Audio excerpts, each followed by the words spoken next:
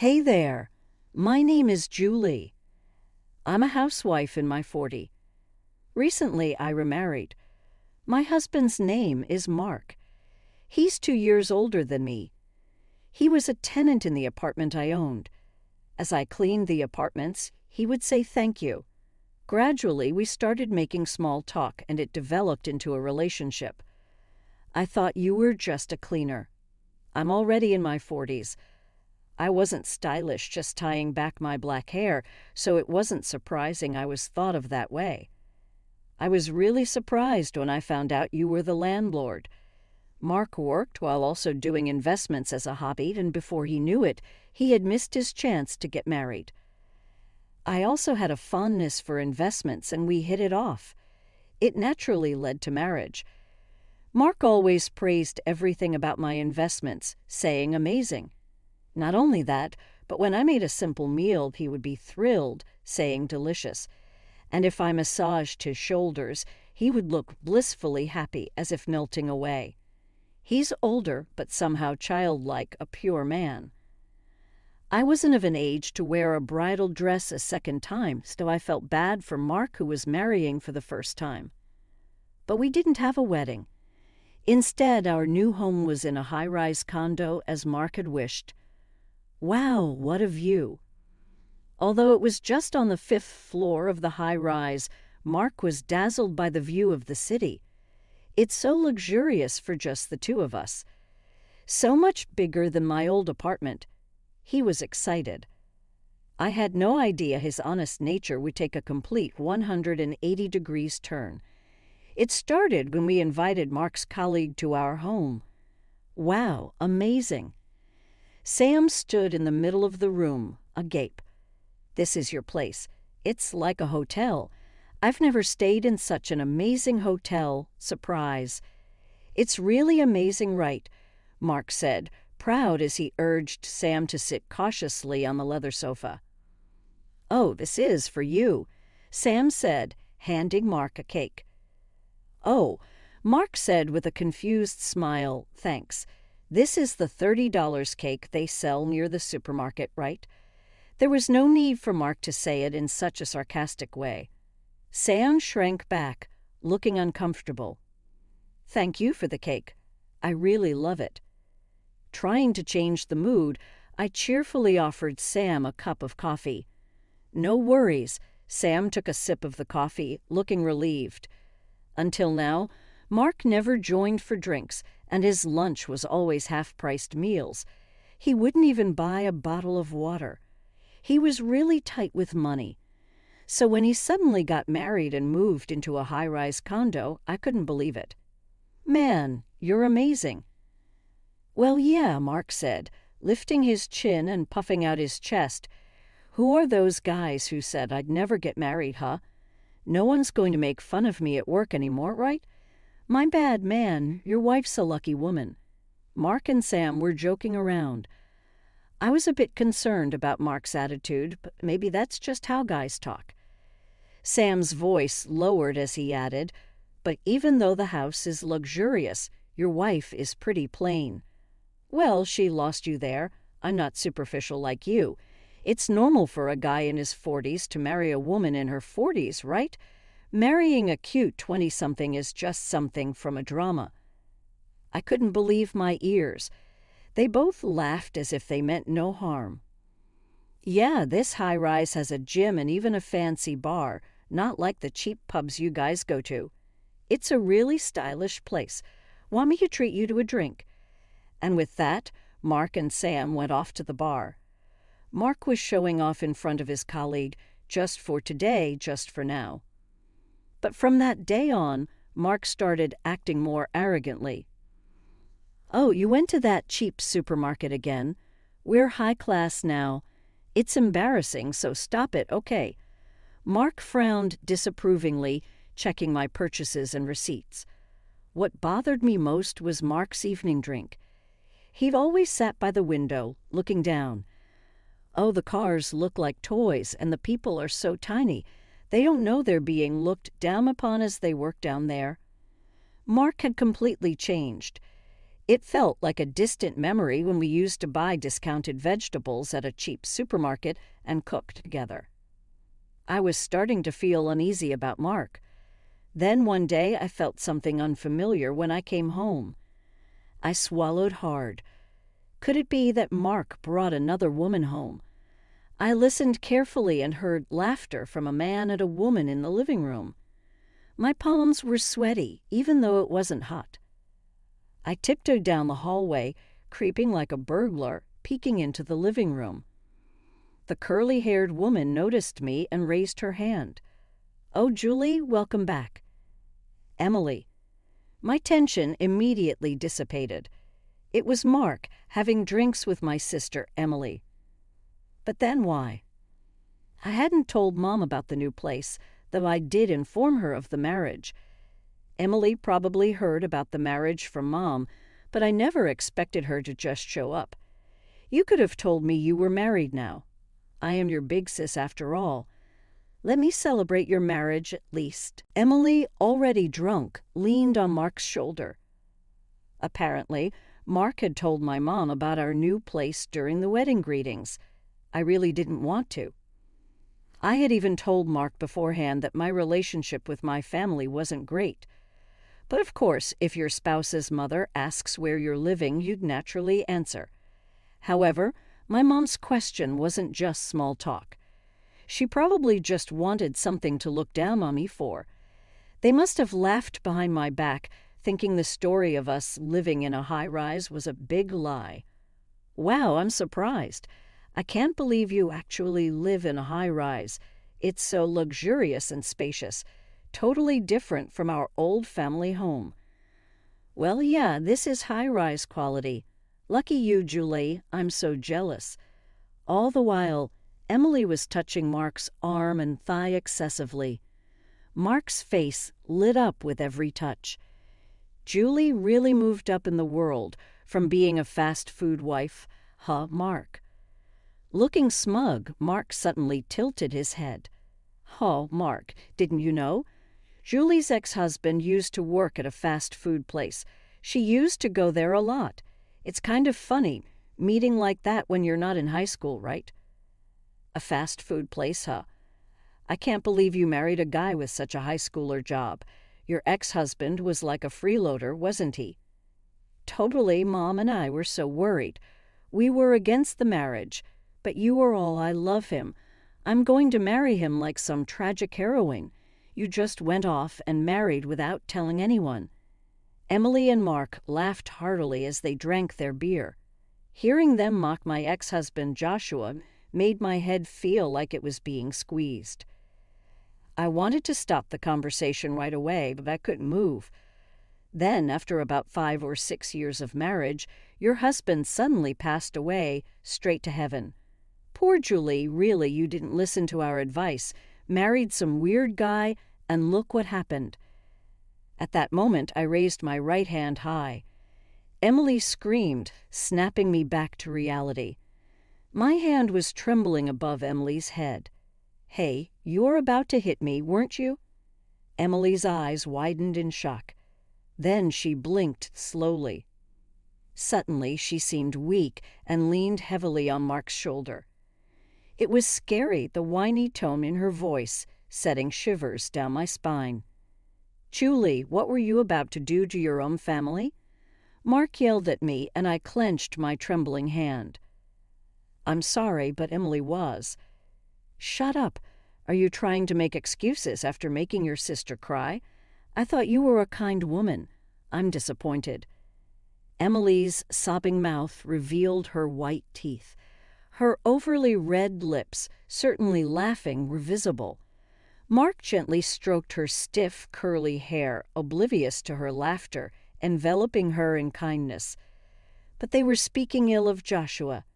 "What? Do you still have feelings for your ex-husband?" Mark wouldn't listen to me. That was the moment a complete rift formed between us. It's always been like this. My family looks down on me and makes me a laughingstock. That's why I wanted to keep my distance. Ever since we were young, everyone favored Emily for her good looks, including Mom and our late father. In contrast, Mom often told me, "Don't worry, you can get cosmetic surgery when you're older," while Emily enjoyed a fashionable student life with boyfriends. I devoted myself to studying. I did it because Mom praised me when I scored 100 on tests. But after a while, 100 became the expected score, and I get scolded for missing even 1 point. Julie's studying hard. That's great. I'm so proud of my smart sister. She's studying for her future cosmetic surgery costs, you know. I even brag about it to my friends. Emily, not academically inclined but glamorous, often ridiculed me. Do I still have to be laughed at by my family even as an adult? Not even allowed to defend my late husband Joshua. Worse, Mark joined in the laughter and blamed me. It was unbearable. A week has passed since then, and our relationship remains strained. Mark, who loved living in the high-rise, has been coming home late. He must not want to see me. Mark avoids our bedroom and listlessly retreats to another room in this spacious house. We hardly feel each other's presence. It feels like the emotional distance is growing. I can't let this continue. With that resolve, the next day I bravely approached Mark when he returned from work. "Mark, it's cold today. Would you like to have a stew together?" Mark, about to head to his room, glanced briefly at the dining table. Steam rose from the earthenware pot, filling the air with a gentle broth aroma. His response was cold. "I don't want to eat something so common. If you want to cheer me up, you should serve caviar or something." Mark, who'd never even eaten those things, shrugged in disgust. Then he looked me up and down, letting out a big sigh. "Huh. Not you. My mistake." With that, Mark disappeared into his room. Mistake. The meaning of those words would soon become painfully clear. Welcome home. One day, when I got home, Emily greeted me at the entrance. She was unusually cheerful, smiling broadly. Behind her, Mark was grinning, scratching his head.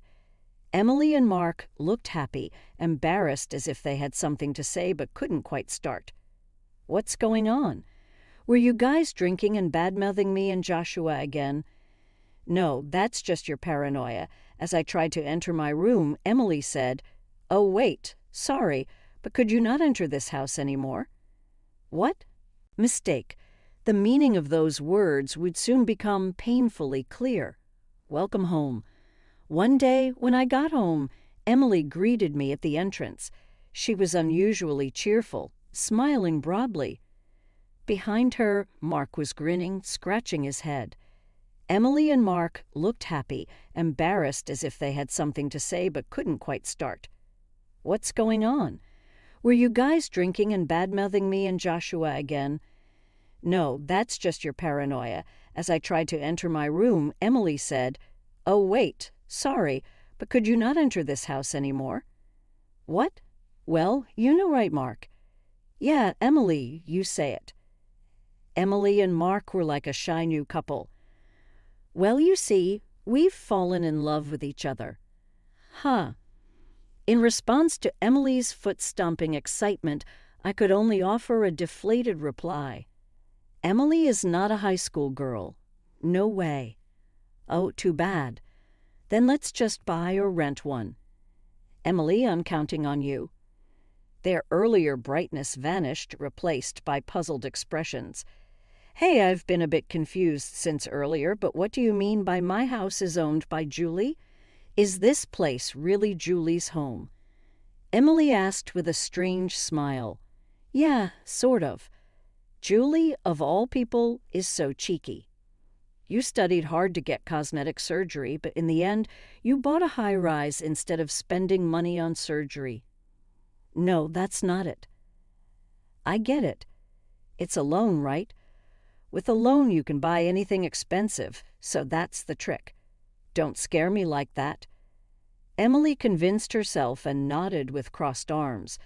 "But you can't beat Mark, right?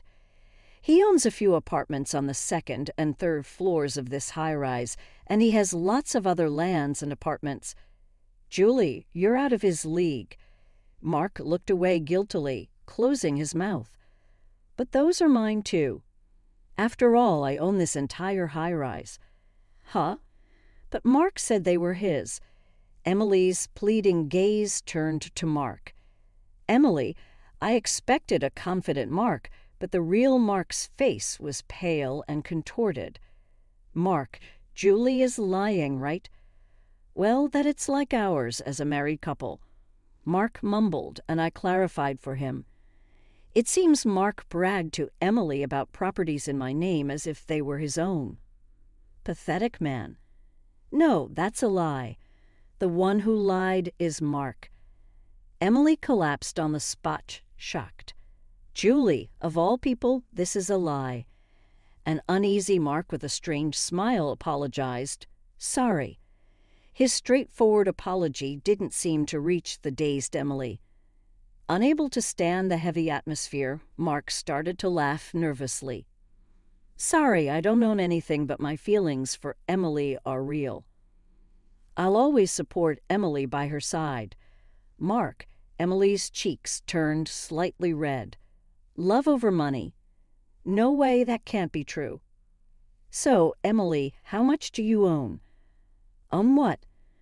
Like land or condo. Huh. I don't own anything like that. Emily and Mark looked confused, raising and lowering their eyebrows with pitiful faces. Emily, you were more loved by your parents than me, so you should have been favored, right? What happened to the apartments you inherited from your father? Inheritance? What are you talking about? Don't tell me you lost all the apartments you received. Emily screamed and they both fell silent. They made funny faces at each other, opening their eyes wide, closing their lips, and baring their teeth as if in a staring contest. I lost this staring contest. Mark, you misunderstood. I do own many places and lands, but it's indeed from inheritance, not from studying hard. You can't buy 1 or 2 high-rises just by studying. But the inheritance wasn't from my father. Emily looked baffled for a moment, but then burst into laughter. Joshua, the fast food guy? Yeah, but not a part-timer. I had explained this to my family when I decided to marry Joshua. It's true we met at a fast food place, but Joshua was not an employee there. He was the landowner of the fast food place. It's baffling how they twisted it to make him out as an employee. No matter how much I corrected them, they laughed and said, yeah, still working part-time at your age. Joshua came from a family of wealthy landowners for generations. I explained, causing Emily's eyes to nearly pop out. He was rich enough to live leisurely without working at a fast food place. In reality, Joshua was serious about his work, and I didn't quit my job just because I married him. We didn't live leisurely, and that's why the fortune was preserved. Why do people who make assumptions have the wildest imagination? I didn't know that. I wasn't told. I hadn't bragged about being rich, but I had repeatedly insisted that Joshua wasn't a part-timer. It was Emily's ears and brain that shut out the truth. Julie, of all people. Rich Julie owning a high-rise? Unacceptable. Some people need straightforward talk, no sugarcoating. Sorry, but I happen to own real estate worth 380 billion yen. Me, lower than Emily, living comfortably above Emily. Emily, for some reason, covered her head with both hands and slumped to the floor. No words came out, but tears of frustration overflowed. I walked to the window and looked outside. Want to see the view, Mark? It's quite different from the 5th floor. A view you'll never see again in your life, so take a good look. Mark staggered over to me and unbelievably put his arm around my shoulder. Sorry, my bad. I was swayed by Emily because she seemed to have a lot of money. Think about it. Would I really like someone flashy like Emily? Mark turned his gaze to the vast view outside the large window. People look like toys. No, they're just trash. I gently placed my hand over Mark's on my shoulder. Then Mark grasped my hand and smiled tenderly. "Julie, I love you." "Mark, I don't love you." "Huh." I roughly shook off Mark's hand. A man who cheats on his newlywed wife for an affair is indeed trash. By the way, the divorce papers you unilaterally handed me that day have already been submitted. Enjoyed the top floor view? Trash should return to its place. Time to go back down. With that, Mark, making his most handsome face, froze solid. Later. Emily and Mark continued to live on the 5th floor of the high-rise. Considering how much Mark ridiculed Emily, they were obviously not living happily ever after. They just refused to give up their place. One day, they were clearly lying in wait for me at the entrance. Spotting me, they clumsily rushed over. "Julie, finally found you. Hey, what's this about?" I didn't need to see the paper they showed to know what it was about. "It's the rent bill. It's written in English, so you can read it, right?" "Why? You're trying to take money from us?" "Of course. Why would you think you can live here for free?" Calmly answering, Emily approached. "That's cold. We're family, right? You can kick out this trash man, but I, as a family, have the right to live here for free." "No. Forgot what you did? Stealing your sister's husband, breaking up a family, and you talk about family? I have no family." Emily weakly muttered, "Julie, I was jealous of happy Julie. Really, I'm in big trouble." Emily burst into tears, her voice breaking as she recounted her hardships. "My ex was generous, even though he was just a part-timer. When I asked, he was smart with credit cards, you know. With revolving credit, you can spend $2,000 one month and pay only $200 the next. It's a good deal, right?" But then Emily sniffled in frustration. Before I knew it, I was paying for my ex's shopping too, and when I reached my credit limit, he dumped me. Don't you think that's sad? I'm broke, and now you want me to keep living in this high-rise? And she was planning to introduce this ex to me? Yes, he dumped me, but it's okay. You still have Mark, right? Maybe your ex and Mark are similar, both equally worthless. I heard Mark was into investing, but he only ever asked about my affairs and never shared details. Well, it makes sense. He couldn't say he was blowing most of his salary on betting on horses. Just because you have money doesn't mean you dress flashy. Joshua and I never wasted money and were very modest. I thought Mark was the same before we got married.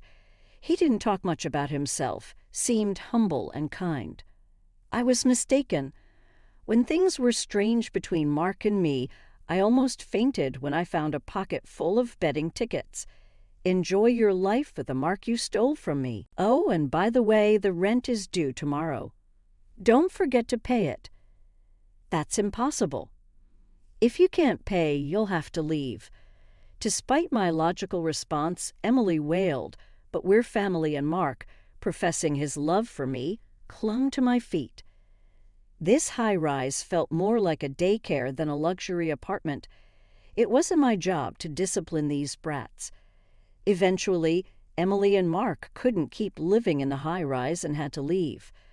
I've moved out too, so I don't have to worry about being ambushed by them anymore. The top floor of the high-rise was lovely, but it just didn't feel like me. What a nice view today. I leaned over the balcony on the 2nd floor. Before me, the sea stretched out as far as the eye could see. My previous urban life felt like being swallowed by a sea of dark buildings. Now, living away from the city, I've changed both my home and my job, starting a new life. The neighbors share their vegetables and seafood with me. There's a senior colleague at work I get along with. Life doesn't always need parents, siblings, or a spouse. It's enough to spend time with people you like. Even without a family, I am perfectly happy on my own. Joshua loved the sea too, I remember. I am a free-spirited singleton, yet in my heart there's always Joshua